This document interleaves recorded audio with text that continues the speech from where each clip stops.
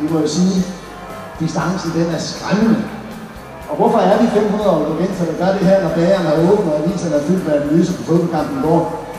Men det er jo det, der gør en maraton spændende. Det er det, der er udfordringen med sig selv og den der skræmmende distance. Lad os tænke på, at det her det er fedt. Og så have det rigtig godt ude på en tur, hvor vi passer på hinanden. Jeg håber, vi alle sammen får en god tur. Både til de øde, der har prøvet mange gange, og dem, der ligesom mig er ude på den første maraton. God tur alle sammen.